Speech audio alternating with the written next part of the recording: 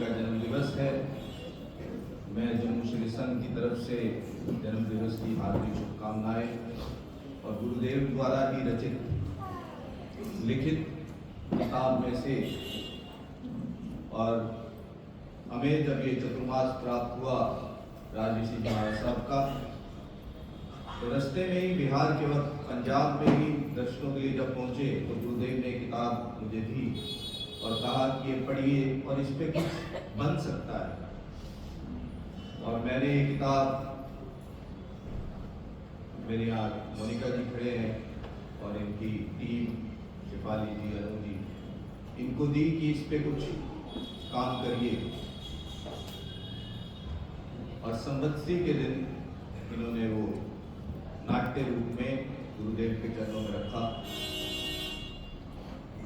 हमें नहीं पता था कि गुरुदेव को इतना भाएगा, और जैसा कि गुरुदेवों ने कहा कि मुश्किल है कोई चीज उनको इतनी अच्छी लगे कि वह पत्र लिख के जनाधीश जी महाराज साहब के चरणों में भेजें कि ऐसा नाट्य जम्मू में हुआ। अभी गुरुदेव अजयमुनि जी महाराज साहब कह रहे थे कि भावड़े धोती नहीं डालते, गुरुदेव हम धोती डालते हैं। आज एक कार्यक्रम करना था, इसकी समाइक नहीं ले पाए, और जम्मू से सारे भावड़े ही यहाँ आपके चरणों पे पहुंचे हैं। अब इतना दूर से आए हैं, आप सोचेंगे पता नहीं कितनी बढ़िया चीज होगी, कुछ वो एक बन जाती है धारा, लेकिन सभी गृहिणी ही है। कोई भी इसमें, जैसे गुरुदेव ने कहा, प्रोफेशनल नहीं है। सभी घर बच्चों को संभालती हैं। प्रयास है, इसमें जो कमी रहेगी आप अपने छोटी बच्ची और बहुएं समझ के इनको क्षमा करेंगे। मैं सर्वप्रथम जम्मू श्री संघ की तरफ से संवत्सरी संबंधी गुरुदेवों से मुना करते हैं, क्षमा याचना करते हैं, पीतम पूरा संघ से करते हैं। हम कल यहाँ पहुँचे, उम्मीद तो थी जल्दी पहुँच जाएंगे, लेकिन कुछ ट्रेन डिले हो गई। लेकिन मंत्री जी पूरी अपनी कमेटी के साथ स्टेशन पे थे, पूरी व्यवस्था बहुत बढ़िया तरीके से, और हिमांशु जी पिछले 4-5 दिन से लगातार हमारे संपर्क में थे, दिन में 5-5-6 फोन आते थे। तो सभी की सहयोग से ये आपके समक्ष रखना चाहती हूँ। इस जो किताब का छोटा सा अंश इसमें लाया गया है, कुछ चीजें लेके, क्योंकि पढ़ना सबके बस का नहीं, लेकिन जब हम नाट्य रूप में देखते हैं तो उम्मीद, जिस उम्मीद से बनाया गया कि आपके दिलों में चला जाए, और जो गिरावट हम श्रावकों में, श्राविकाओं में आ रही है, उसको किसी तरह से संभाल पाए। ये ना हो कि भगवान महावीर के अनुयायी कहलाते हम गौशाला की भाषा नहीं बोलते हैं, इसका भी अंदर से अवलोकन हो जाए। आपके समक्ष जैन तत्वमंडल जम्मू, ऐसे जैन सभा जम्मू कश्मीर के तत्वाधान में, गुरुदेव ने कहा बहनें जम्मू से आई हैं, लेके 3 भाई आए हैं, हमने इतना प्रयास, इतनी मेहनत की कि 17 को हम 3 दिन ही संभाल के जम्मू से लाए हैं। और मैं इनको कह रहा था 17 ने हमको संभाला है, यहाँ तक आए। तो ये आपके समक्ष रखें। मेरा एक छोटा सा निवेदन है कि जैसा कि गुरुदेव ने कहा कि यहाँ से कोई हिले ना, मेरा एक निवेदन है कि कृपया इनकी भूल चूक को आप इस हिसाब से लीजिएगा कि अपनी बच्चियाँ हैं, घर पे इतना प्रयास भी नहीं हो सकता, इतनी प्रैक्टिस भी नहीं हो सकती, घर सारा छोड़ के आना सबने, तो कहीं ना कहीं कमी रहेगी। लेकिन भावों को समझिएगा। भाव ये है कि गुरुदेव द्वारा लिखित किताब का जो सार है वो जन जन तक पहुँचाएं, और गुरुदेव का, राजऋषि महाराज साहब का अनंत आशीर्वाद, प्रोत्साहन, जिसके चलते सभी यहाँ पाए। इतनों को इकट्ठे करना और यहाँ पर लाना भी असंभव कार्य था, लेकिन वो संभव गुरुदेव के आशीर्वाद से ही हुआ। और गुरुदेव ने इनको जाते जाते कहा था कि परफॉर्मेंस करने से पहले बादाम रोगन वाला दूध पीना। तो इन सभी ने, वो जैसे एक मंत्र होता है, सभी ने शाम को कहा कि हमें बादाम रोगन वाला दूध दीजिए, और ये सभी बहनों ने, पार्टिसिपेंट्स ने वो दूध पिया, और कुछ ने सुबह भी पिया कि गुरुदेव का आशीर्वाद बना रहे। और हम कनादी जी महाराज साहब से यही विनती करते हैं सभी इनकी तरफ से कि आप आशीर्वाद इन पर बनाए रखें। कोशिश इनकी यही है कि बिना पढ़े ही ये सब आपके आगे रखें, तो सबकी याददाश्त ठीक रहे, गुरुदेव का आशीर्वाद बना रहे। अब मैं मोनिका जी को कहूँगा कि इस नाट्य प्रस्तुति का शीर्षक है पुरुषार्थ ही भाग्य। आपके सामने भी लिखा है पुरुषार्थ ही भाग्य है, और इसकी प्रस्तुति रखने के लिए आपके समक्ष मोनिका जी, ये जैन कल्याण मंडल की प्रधान है, और इस पूरे नाट्य की आप डायरेक्टर इनको कह सकते हैं।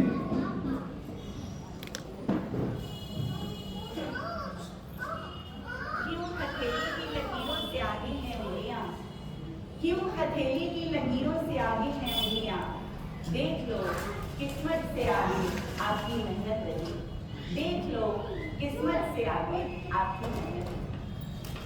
सम्यक पुरुषार्थ को प्रगटाने वाला ये कथानक पुकार पुकार कर कह रहा है, पुरुषार्थ कर, पुरुषार्थ कर, पुरुषार्थ कर, कर बदी का खात्मा, अच्छाई से भर आत्मा, और कर जीवन सफल, पुरुषार्थ कर, पुरुषार्थ कर, पुरुषार्थ कर। वाणी प्रभु की तारती है, भव से पार उतारती, मन में तू विश्वास भर, पुरुषार्थ कर, पुरुषार्थ कर, पुरुषार्थ। सुप्त चेतना को जागृति की झंकार देने वाला यह कथानक आज हमें अपने जीवन की परम सत्यता से रूबरू कराए। यह कथानक भगवान महावीर स्वामी के समय का है। बिलासपुर नदी में सरदार कुबड़ नाम का एक कुंभकार रहता है।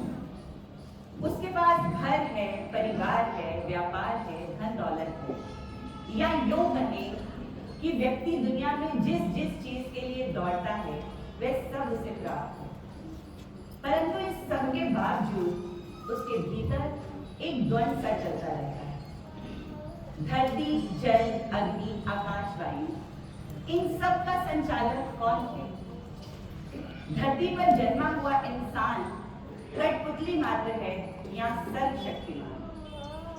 सत्य, असत्य, पुण्य, पाप, धर्म, अधर्म, भाग्य, पुरुषार्थ, इन सब का मूल अस्तित्व क्या है? सरदार पुत्र काल्पनिक सत्य के ताने बाने ढूंढता रहता है, परंतु यथार्थ से वाकिफ नहीं हो पाता। अपनी इस पिपासा की पूर्ति के लिए उसने योगियों से, महात्माओं से चर्चा की, धर्म ग्रंथों का मंथन किया, रात रात भर जाकर चिंतन किया, परंतु इन सब के बावजूद उसे संतुष्टि नहीं मिली। जैसे समुद्र की लहरों को बहके बहके कोई किनारा मिल जाता है, ऐसे ही सरदार पुत्र की जिज्ञासा की तरंगों को एक आश्रय स्थल मिले। उसकी भेंट आजीवक मत के सन्यासियों से हुई, जिनके धर्माचार्य थे मंथली पुत्र गौशालक। गौशालक भी किसी समय भगवान महावीर का शिष्य हुआ करता था। वह नियतिवाद को ही परम सत्य बताता था। उसके उपदेशों का सार था, सृष्टि में हर चीज नियत है। नियति का अर्थ है जो होना है वो होकर ही रहेगा, होनी को कोई नहीं टाल सकता। व्यक्ति अपने बुद्धि, कौशल, मेहनत और पुरुषार्थ के बल पर इसे बदल भी नहीं सकता। सरदार पुत्र ने नियतिवाद के इस बीज मंत्र को अपने जीवन में उतार दिया और धीरे धीरे गौशालक का प्रबल समर्थक और प्रमुख प्रचारक बन गया। दृश्य 1।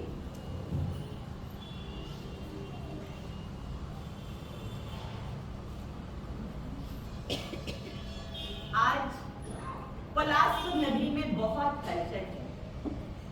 एक अतिशय ज्ञानी का यहाँ शीघ्र ही आगमन होने वाला है। वह महापुरुष परम ज्ञानी और सर्वज्ञ है। ऐसा कहते वह लोगों को सुन रहा था।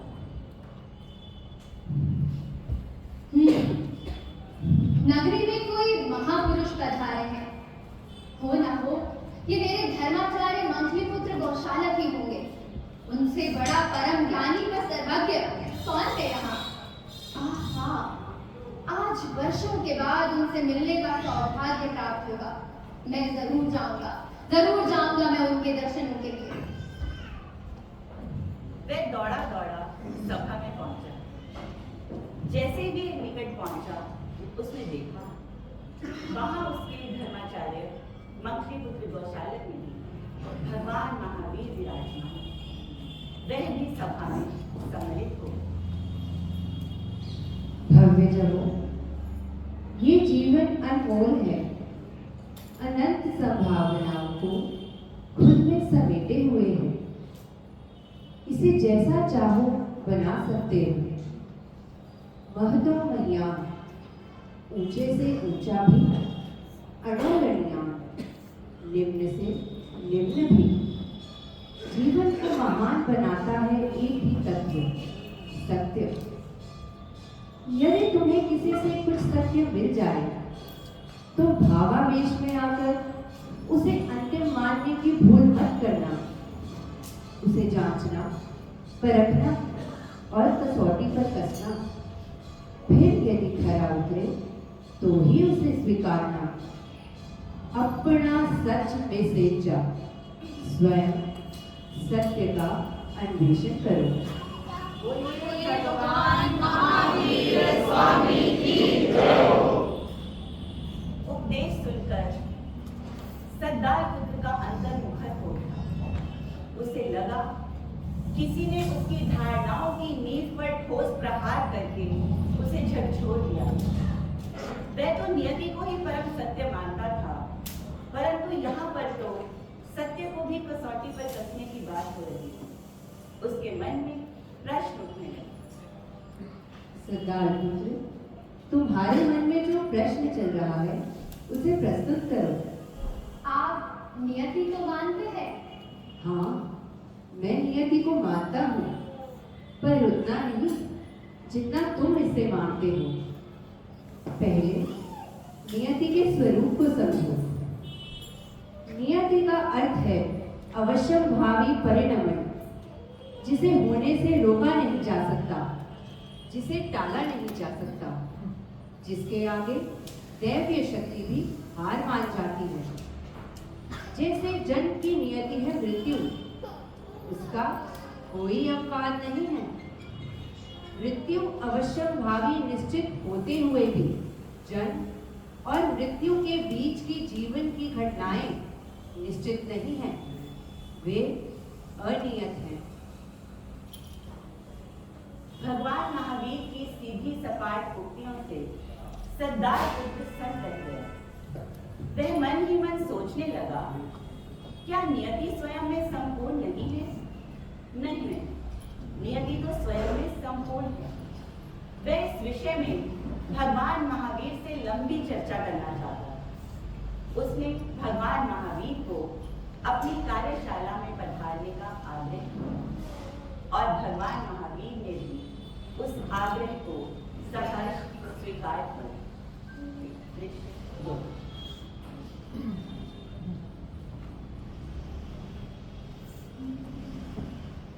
सभा से लौटते ही सरदार पुत्र बेचैन हो गया। पूरी रात उसका तन बिस्तर पर करवटें लेता रहा। उसका मन झूल रहा था, कभी नियति में तो कभी अनियति में। उसके मन में विचारों का जमघट लगा हुआ था, संशयों के जाल से वह घिरा हुआ था।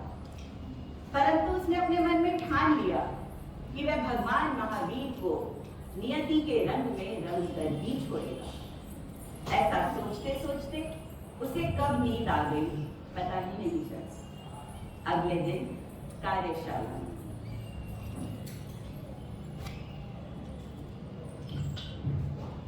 ये महावीर भी बड़े विचित्र हैं। ना तो नियति को पूर्ण रूप से मानते हैं और ना ही छोड़ते हैं। विचित्र है, अद्भुत। सरदार,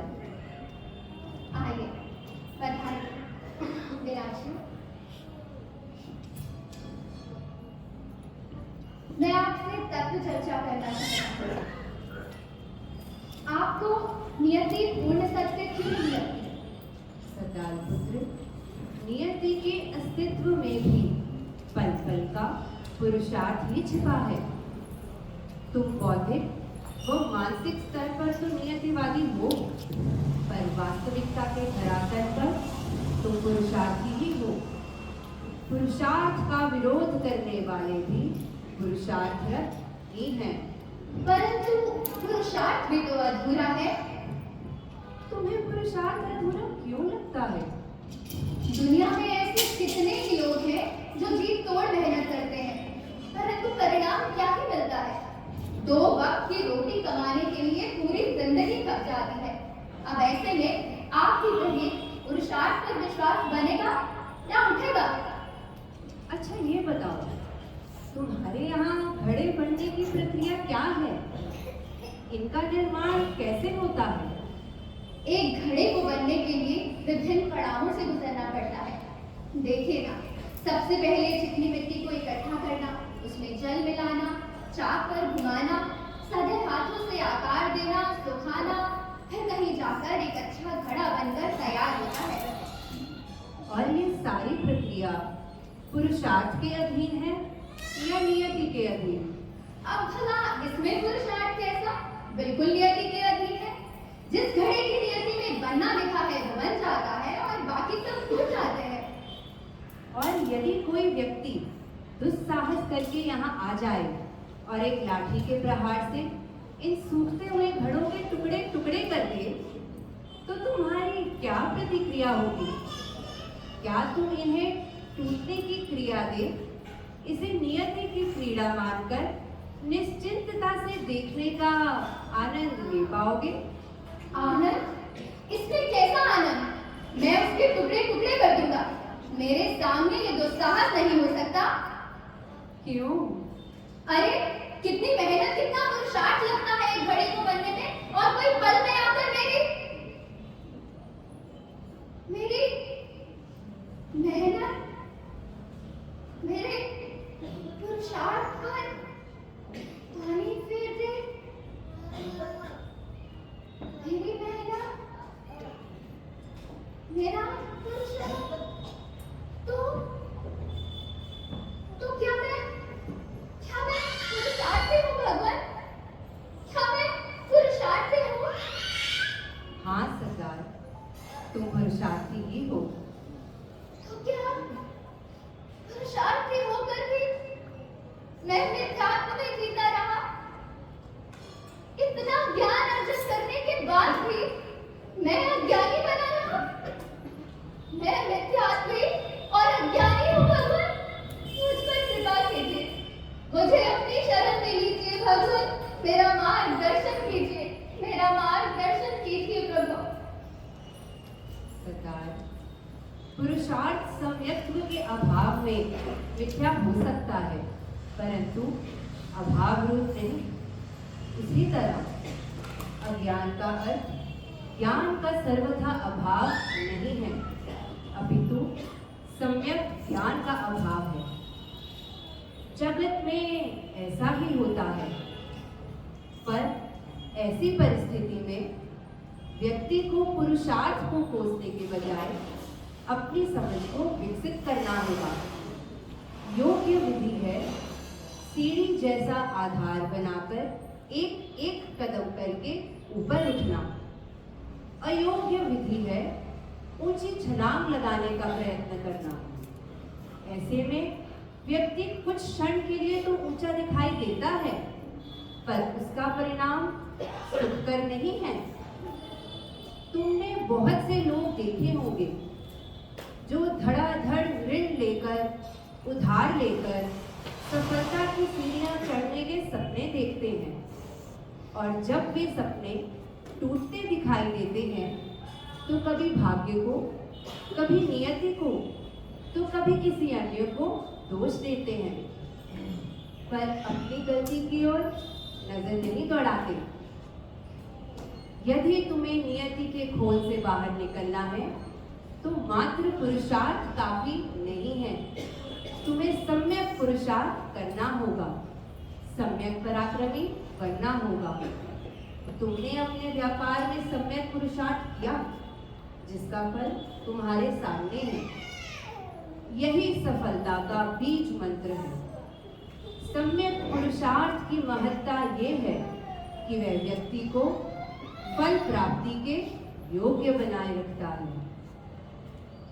भगवान महावीर की अमृतमयी वाणी सुनकर सरदार पुत्र की रगों में जमी नियति की परतें उखड़ गई।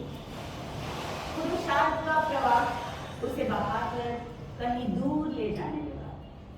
उसके हृदय से प्रतिज्ञा के स्वर फूटने लगे। मैं तो आजीवन नियति को ही सब कुछ समझता रहा। मैंने अपने जीवन में नियति का जो प्रचार और प्रसार किया, वो भी तो पुरुषार्थ का आलंबन लेकर किया। उसके सहारे से तो किया, परंतु अब मैं नियति के इस एकांत से बाहर निकलता हूँ और नियत अनेकांत को अपनाता हूँ। सम्यक दिशा में क्रियाशील होना, सम्यक पुरुषार्थ करना, यही जीवन का सौंदर्य है। हाँ, यही जीवन का सौंदर्य है। ओ भगवान, मैं तृप्त हो गया, भगवान, जो मुझसे तुच्छ व्यक्ति पर आपने पुष्कर मेघ पर अमृत सो उपदेशों की बरसात कर दी। मेरा हृदय इस बरसात में भीग रहा है प्रभु, मेरा हृदय इस उपकार में भीग रहा है, मेरा हृदय इस उपकार में भीग रहा है। इस प्रकार भगवान महावीर स्वामी के समक्ष आत्मगलानी करते हुए सरदार पुत्र ने श्रावक के 12 व्रत अंगीकार किए और श्रवणोपासक बन गए। नियतिवाद का सिद्धांत संपूर्ण सत्य का मात्र एक अंश है और भगवान महावीर का सिद्धांत बहुत ही स्पष्ट और पारदर्शी। भगवान महावीर कहते हैं, यदि इंसान के पास कुछ करने के लिए है तो वह केवल और केवल पुरुषार्थ ही है। नियति और भाग्य की रेखाएं तो आम व्यक्ति के लिए बहुत अस्पष्ट हैं। ना तो वह नियति के भरोसे रह सकता है, ना उसे अपने भाग्य की सीमाओं का पता है। उसका कार्य क्षेत्र तो पुरुषार्थ ही है। भाग्य निष्क्रिय है, उसे सक्रिय करने वाला पुरुषार्थ ही है। यदि इंसान को अपने इस आंतरिक वैभव का सम्यक ज्ञान हो जाए, उस पर सम्यक श्रद्धा हो जाए, तो वह अपने सम्यक पराक्रम को प्रगटा सकता है।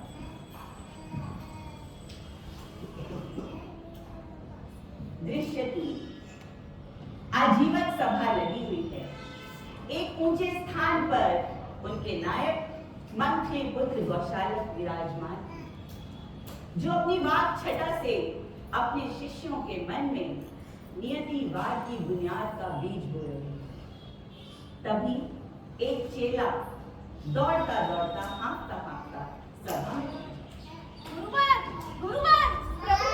प्रभुवर, सरदार पुत्र। क्या हुआ उसे? प्रभु, वो आपको छोड़ के चला गया। उसने महावीर को अपना गुरु बना लिया। मूर्ख, तुमने मुझे ये पहले क्यों नहीं बताया? आखिर ये सब हुआ कैसे? सरदार पुत्र की तो नस नस में नियतिवाद समाया था। धरती अपने स्थान से खिसक सकती थी, मगर मेरा परम शिष्य सरदार अपने स्थान से खिसकने वाला नहीं था। नहीं, मैं ऐसा नहीं होने दूंगा। नियति की समझ और प्रस्तुति में वह मेरा अद्वितीय रत्न था। नहीं, मैं उसमें पुनः प्राणों की प्रतिष्ठा करूंगा। अपनी कमाई को ऐसे ही लूटने नहीं दूंगा मैं। गुरु, सरदार पुत्र ने महावीर को नियति की अनेक दलीलें दी, लेकिन उस महावीर ने हर एक दलील को छीन भिन कर दिया। महावीर ने उसे पुरुषार्थवाद का महत्व भी समझाया और नियम व्रतों का स्वरूप समझाकर श्रवणोपासक के रूप में दीक्षित कर दिया। चुप! नमक मेरा खाता है और गुणगान उस महावीर के खाता है। ओ सरदार, नहीं, तू मेरा है, तू मेरा ही रहेगा। मैं तुझे खुद से दूर जाने नहीं दूंगा। नहीं, मैं आ रहा हूं तुझे लेने। तू तू भटक गया है, बहक गया है। अब मैं तुझे अपने घर वापस लाके रहूंगा और तुझे अपने पास ही रखूंगा। मैं आ रहा हूं सरदार, आ रहा हूं मैं।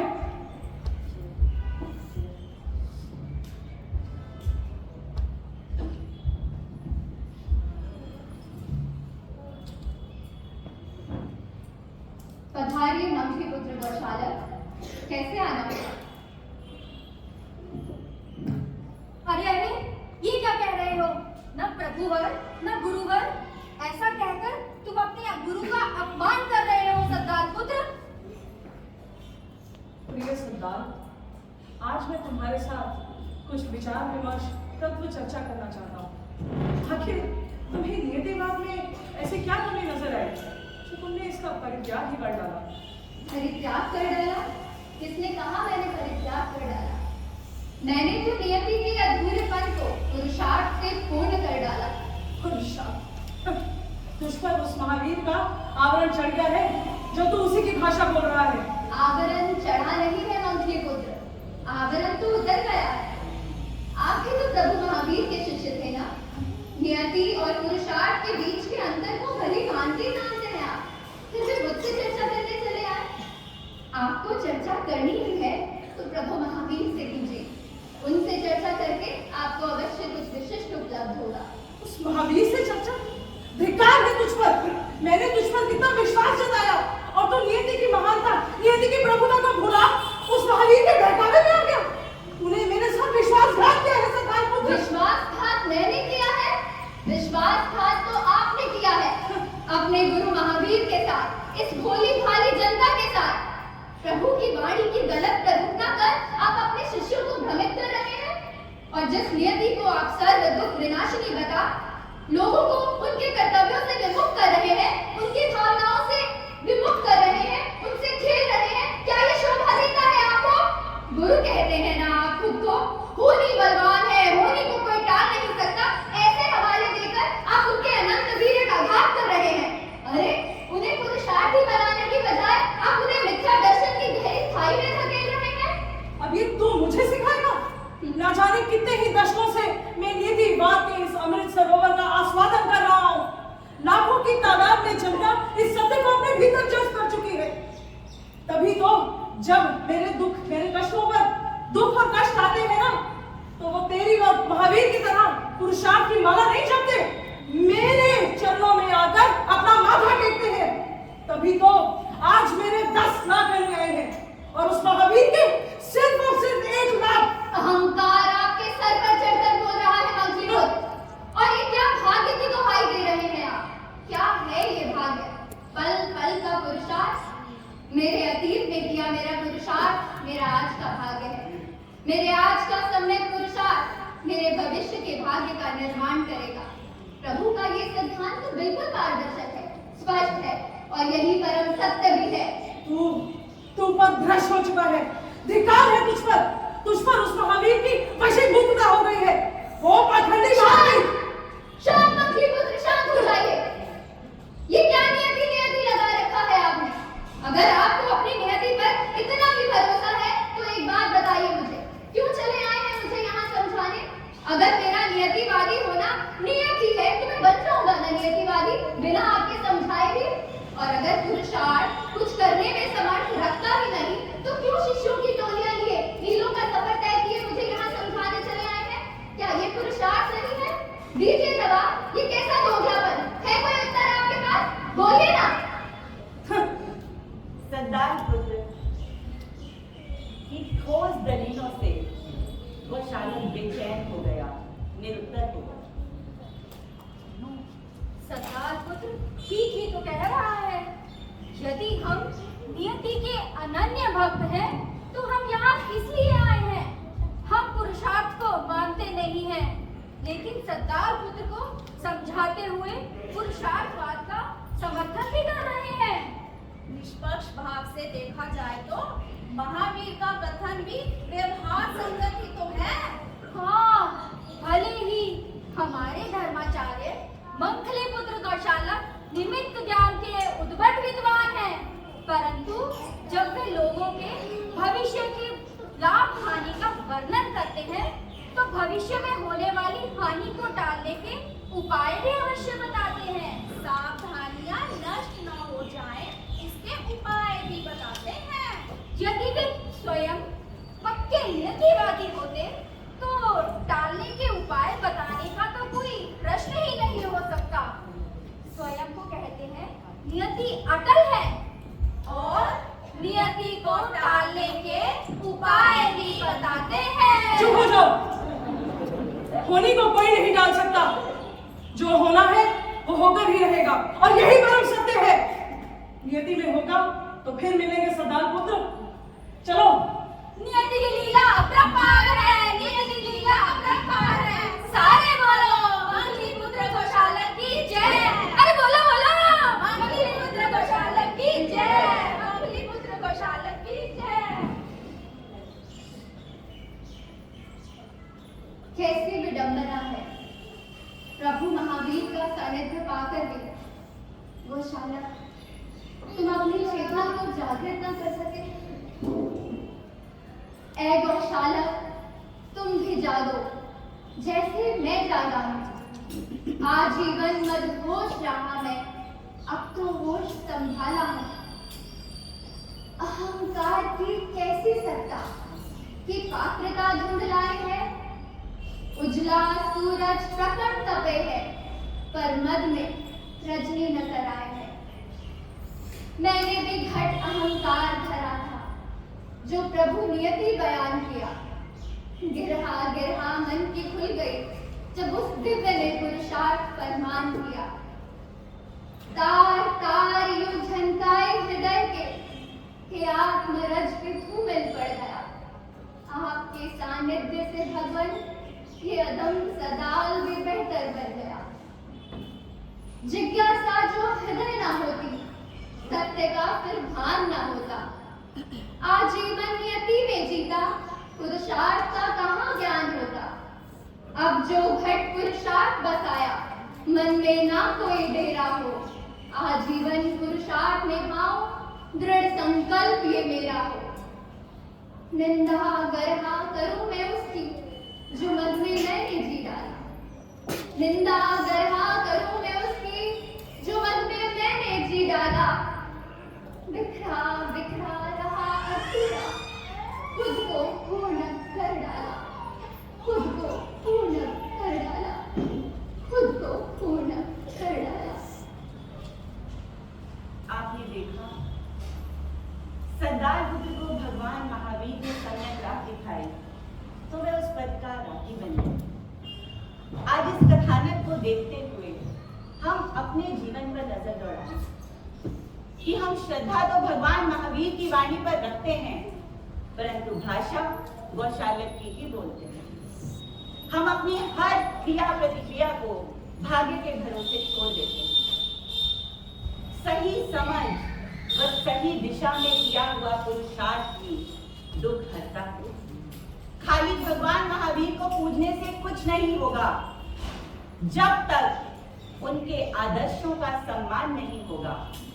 हमारे जीवन का कल्याण नहीं होगा, हमारे जीवन का कल्याण नहीं होगा।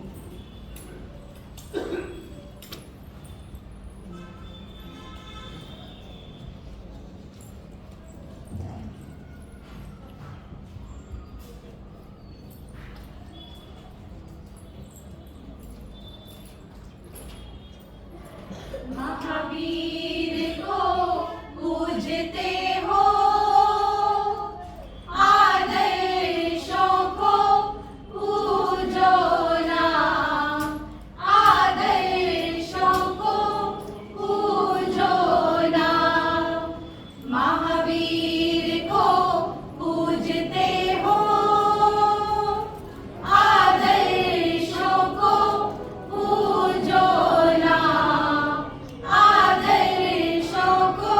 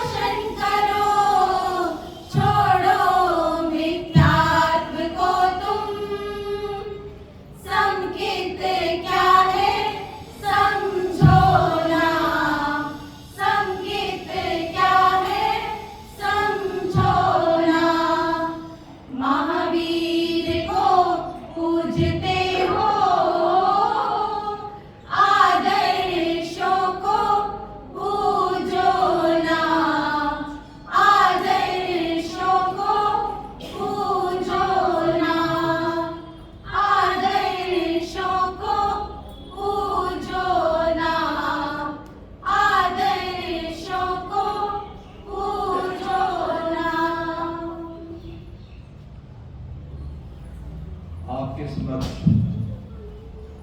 ये जो प्रयास हमारा रहा, कई लोग गौशाला का दृश्य देखते हुए हंस भी रहे थे, मुस्कुरा भी रहे थे, लेकिन मैं व्यक्तिगत तौर पे ये समझता हूं कि आज अभी यहाँ पे गुरु विराजमान है, गुरु ना हो और इस तरह का कोई गौशालक बन के आपके समक्ष आ जाए और कहे कि ये हो जाएगा, आपका ये कर दो, तो शायद ही कोई होगा जो उसके चरणों में ना ले। शायद ही कोई ऐसा भगवान का शेर होगा, जैसे गुरुदेव ने कहा कि जो कहे नहीं मैं अरिहंत प्रभु का सेवक हूं, मैं इन बातों पर विश्वास नहीं करता। आज हम अपने नाम के आगे जैन तो जरूर लगाते हैं, लेकिन मुझे लगता है हम गौशालक के ही अनुयायी हैं। पीरों पे जाके चादरें चढ़ाने वाले जैन, टेबरे दिखाने वाले जैन, हाथ दिखाने वाले जैन,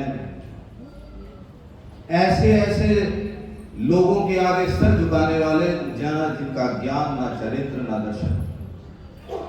किसी को फुलके में किसी की तस्वीर नजर आ रही है, किसी को दीवारों पे कुछ बना हुआ नजर आ रहा है, किसी को सपने में देखने लग गए, किसी ने किसी को अपना इष्ट बना लिया, लेकिन फिर भी गर्व से कहते हैं हम जैन।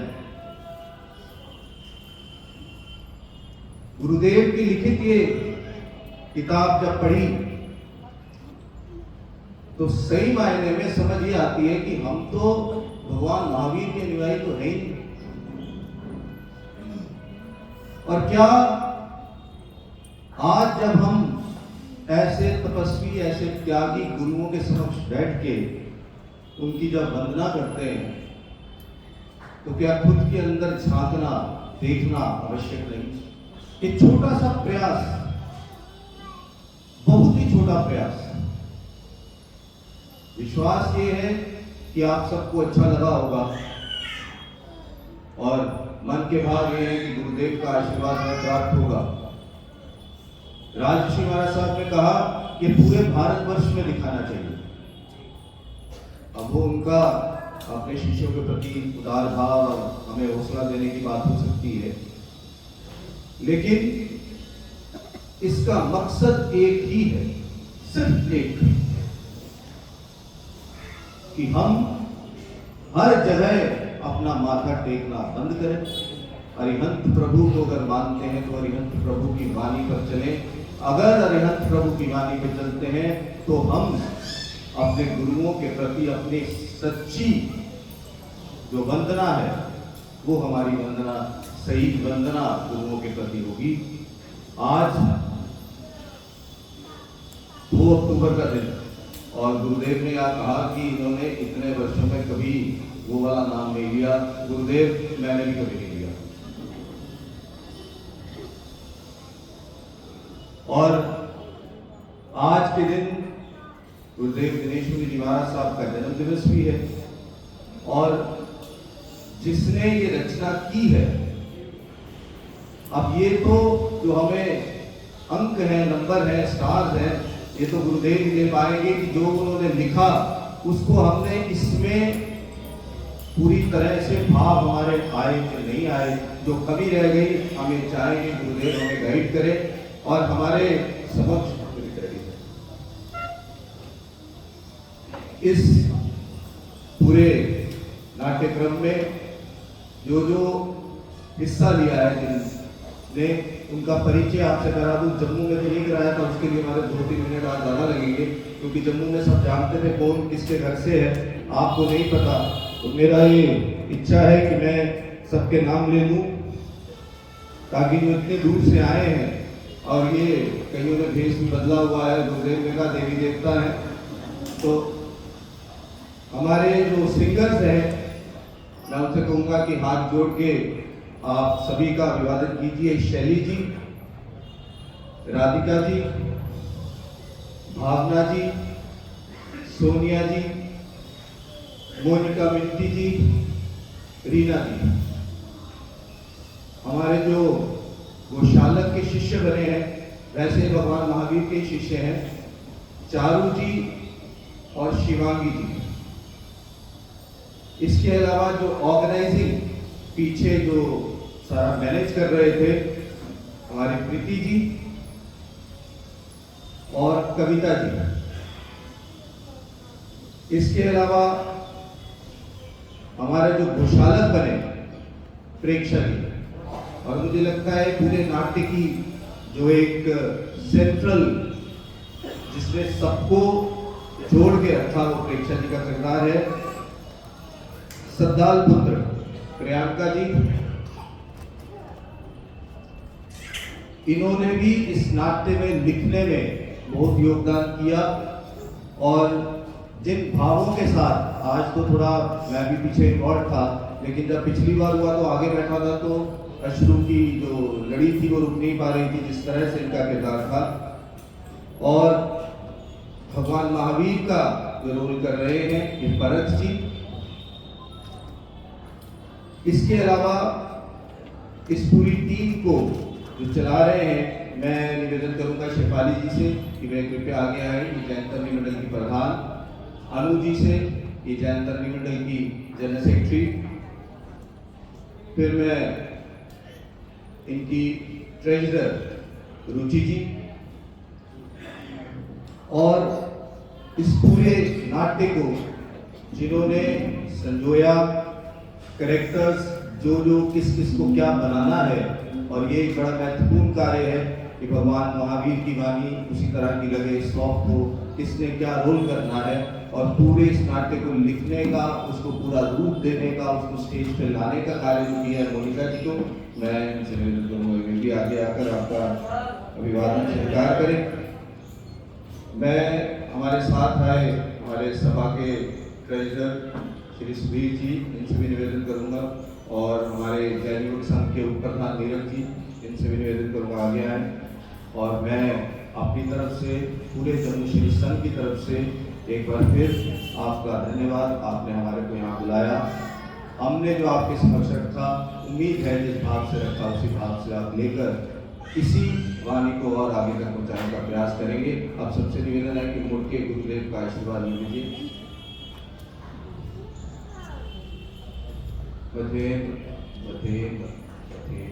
बहुत ही अच्छी ये नाटिका। पहले तो लिखने वाले महान, दूसरे उसको चारित्र में या रंगारंग के रूप में प्रस्तुत करने वाले कलाकार